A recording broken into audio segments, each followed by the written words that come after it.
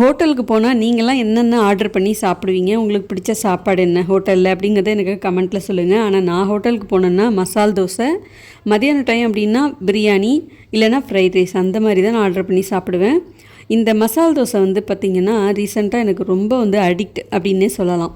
ஏன்னு கேட்டால் அந்த மசாலா ரொம்ப பிடிக்கும். டிஃப்ரெண்ட்டாக அதில் நிறைய பொருள்லாம் சேர்த்துருப்பாங்க. லாஸ்ட் டைம் ஒரு வாட்டி சாப்பிட்டப்ப அதில் பீட்ரூட்லாம் சேர்த்து செஞ்சுருந்தாங்க. ரொம்ப நல்லா இருந்துச்சு. சரி, வீட்லேயே இதை நம்ம பண்ணலாம் அப்படின்னு சொல்லிட்டு தான் நான் ட்ரை பண்ணுறேன். இந்த ரெசிபி தான் நம்ம இன்றைக்கி பார்க்க போகிறோம். வாங்க வீடியோக்குள்ளே போகலாம். யாருக்கெல்லாம் இந்த மசால் தோசை ரொம்ப ஃபேவரட் அப்படிங்கிறத எனக்கு கமெண்ட்டில் சொல்லுங்கள். முதல்ல உருளைக்கிழங்கு மசாலா ரெடி பண்ணுறதுக்கு ஒரு பேனில் 3-4 டேபிள் ஸ்பூன் எண்ணெய் சேர்த்துக்கோங்க. எண்ணெய் காஞ்சதுக்கப்புறம் கடுகு, உளுத்தம்பருப்பு, கடலைப்பருப்பு இதெல்லாம் ஒரு 6 ஸ்பூன் சேர்த்துட்டு நல்லா செவக்க வறுத்துக்கோங்க. 2 பெரிய வெங்காயம், ஒரு கொத்து கருவேப்பிலை, காரத்துக்கு பச்சை மிளகாயை நான் அப்படி நீளமாக கட் பண்ணி தான் சேர்த்துருக்கேன். பொடியாக கட் பண்ணி சேர்த்திங்கன்னா ரொம்ப காரமாக இருக்கும் அப்படிங்கிறதுனால நான் இந்த மாதிரி சேர்த்துருக்கேன். சேர்த்துட்டு நல்லா வதக்கிக்கோங்க. வெங்காயம் வதங்கிட்டு இருக்கட்டும். 1/2 கிலோ அளவுக்கு உருளைக்கிழங்க குக்கரில் 4 விசில் வச்சு வேக வச்சுருக்கேன். தோலெல்லாம் உரிச்சிட்டு மத்து வச்சு இந்த மாதிரி நல்லா மசிச்சுக்கணும். கொஞ்சம் நல்லா கட்டி இல்லாமல் மசிச்சுக்கலாம். இப்போ வெங்காயம் நல்லா வதங்கிட்டு பார்த்தீங்களா, ஒரு 1/2 ஸ்பூன் அளவுக்கு மஞ்சள் தூள் சேர்த்துக்கோங்க. இதில் தேவையான அளவுக்கு உப்பும் சேர்த்துக்கலாம். சேர்த்துட்டு நல்லா கலந்துக்கோங்க. உருளைக்கிழங்கை சேர்த்துட்டு அதுக்கப்புறம் நம்ம உப்பெல்லாம் சேர்த்தோன்னா அங்கங்கே திட்டாக உப்பு கரையாமல் இருக்கும். 1/4 கிளாஸ் மட்டும் தண்ணி சேர்த்துட்டு இப்போ மசிச்ச உருளைக்கிழங்கை சேர்த்துக்கலாம். முன்னாடியே நம்ம உப்பு சேர்த்துட்டோன்னா தான் நமக்கு உருளைக்கிழங்குல நல்லா உப்பு ஏறி டேஸ்ட்டாக இருக்கும். இப்போ நல்லா அந்த மாதிரி கலந்து விட்டுக்கோங்க. கலந்து விட்டுட்டு உங்களுக்கு தேவைப்பட்டால் இங்கே காரம் வேணும்னா மிளகாய் தூள், கரம் மசாலா தூள்லாம் நீங்கள் சேர்த்துக்கலாம். இப்போ நான் மிளகாய் மட்டும்தான் சேர்த்துருக்கேன். ஏன்னா பசங்க சாப்பிட்றதுனால காரம் ரொம்ப விரும்ப மாட்டாங்கன்னு நான் ரொம்ப காரம்லாம் சேர்க்கலை. கொஞ்சமாக தண்ணி சேர்த்து கொஞ்சம் லைட்டாக லிக்விடாக இருந்தால் தான் நமக்கு தோசையில் இந்த மசாலாவை நல்லா தடவி விடுறதுக்கு வசதியாக இருக்கும். அதுக்காக நான் கொஞ்சமாக லிக்விடாக செஞ்சுக்கிறேன். ஏன்னா இன்னும் ஆற ரொம்ப கெட்டிப்பட ஆரம்பிக்கும். இப்போ இதில் கொஞ்சமாக கடைசியாக கொத்தமல்லி இலை தூவிட்டோம்னா அவ்வளோதான், இந்த உருளைக்கிழங்கு மசாலா ரெடி. இந்த ஒரு உருளைக்கிழங்கு மசாலா வச்சு நீங்கள் நிறைய டிஷ் பண்ணலாம்.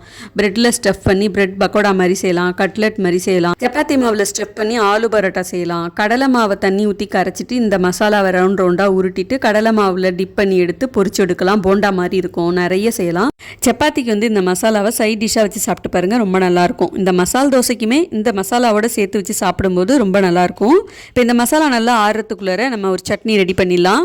ஒரு தேங்காய் மூடியில் 1/4 அளவுக்கு மட்டும் தேங்காவை சின்ன பீஸாக கட் பண்ணி மிக்ஸி ஜாரில் சேர்த்துக்கிறேன். காரத்துக்கு 2 பச்சை மிளகாய், ஒரு கைப்பிடி பொட்டுக்கடலை, ஒரு சின்ன துண்டு புளி, தேவையான அளவுக்கு உப்பு, கொஞ்சமாக தண்ணி ஊற்றி எந்த அளவுக்கு உங்களுக்கு சட்னி பதமாக வேணுமோ அதுக்கு தகுந்த மாதிரி கெட்டியாவோ இல்லை தண்ணியாவோ அரைச்சி எடுத்துக்கோங்க. தாளிக்கிறதுக்கு கடுகு, உளுத்தம்பருப்பு, கருவேப்பிலை சேர்த்து தாளிச்சுக்கோங்க. கடைசியாக கொஞ்சம் பெருங்காயம் சேர்த்துக்கோங்க. இப்போ தோசை ஊற்றுறதுக்கு கல் சூடு பண்ணியிருக்கேன். முதல்ல தண்ணி ஊற்றி நல்லா இந்த மாதிரி சுத்தம் பண்ணிக்கோங்க. அதுக்கப்புறம் எண்ணெய் ஊற்றிட்டு மறுபடியும் ஒரு தடவை தண்ணி தெளித்து நல்லா இந்த மாதிரி தடவி விட்டுட்டிங்கன்னா தோசை நல்லா ஒட்டாமல் சூப்பராக வரும். என்ன தான் ட்ரை பண்ணாலும் தோசை மெல்லிஸாக பேப்பர் மாதிரி வரலை அப்படின்றவங்க இந்த டிப்பை ஃபாலோ பண்ணி பாருங்கள். கண்டிப்பாக தோசை நல்லா பேப்பர் மாதிரி சூப்பராக வரும். இப்போ தோசை இந்த மாதிரி மெல்லிஸாக எந்த அளவுக்கு தேய்க்க முடியுமோ அந்த அளவுக்கு நல்லா பரவலாக தேய்ச்சி விட்டுக்கோங்க. இப்போது இதை நம்ம திருப்பி போட போகிறது கிடையாது.